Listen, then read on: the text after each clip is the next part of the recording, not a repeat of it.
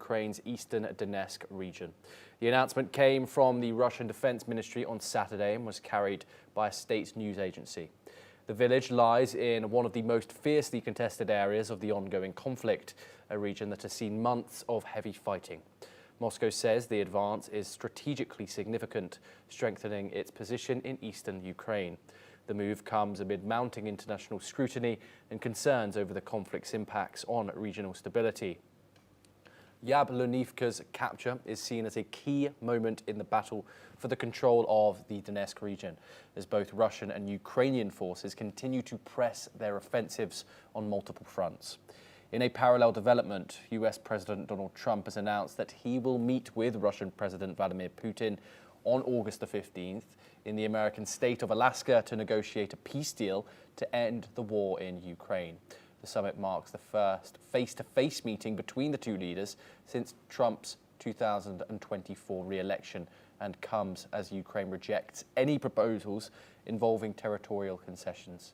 International opposition is growing to a potential land swap solution proposed at the talks. We're now joined by Mati Zawayeg. He's a geopolitical expert and he joins us live from Israel. Thank you very much, Mati, for joining us here on the program. Mati, the big news today, obviously a face-to-face meeting between President Donald Trump and President Vladimir Putin.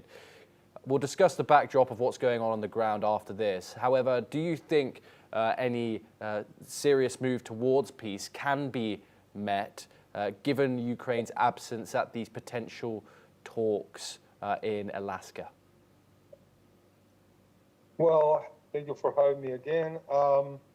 I think nothing changed because from the beginning, the position of the Russian side is that if he's going to talk with someone, he's going to talk directly with Donald Trump and not with Zelensky, like saying that, okay, we have the upper hands on this side, we are the big empire, we are only talking to big empires to try to have a solution on this. Then, in some point, he said that maybe he's going to meet Zelensky to discuss this, but now Trump saw that nothing is moving, and maybe he's going to have an agreement with Vladimir Putin that they are going to have a solution between them before getting the Ukrainians involved.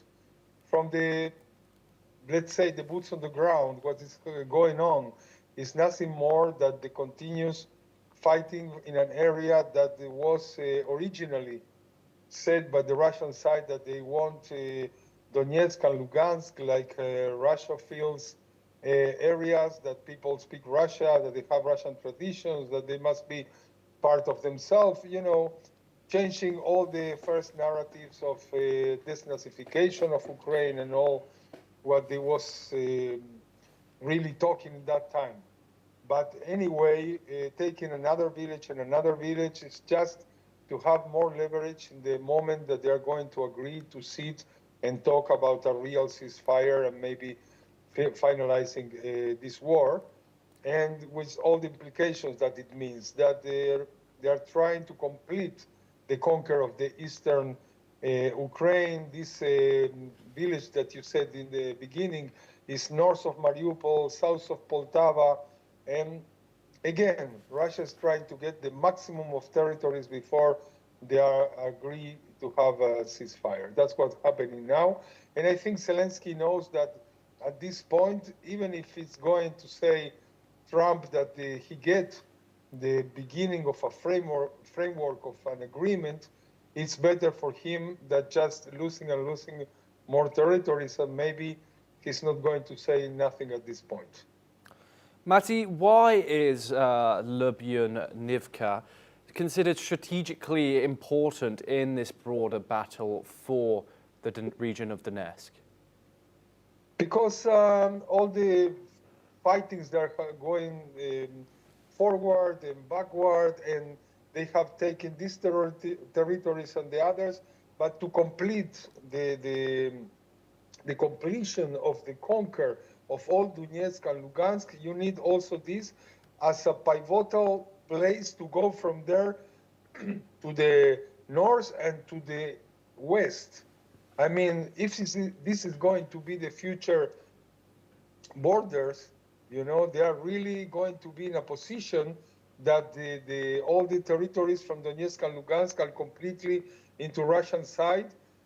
Also with what it means for Putin himself, but also with all the rare earths and all the areas that they really want to keep them for the minerals and from everything. The same that Trump has said in the past, that he wants also the ones that are from the Ukrainian side.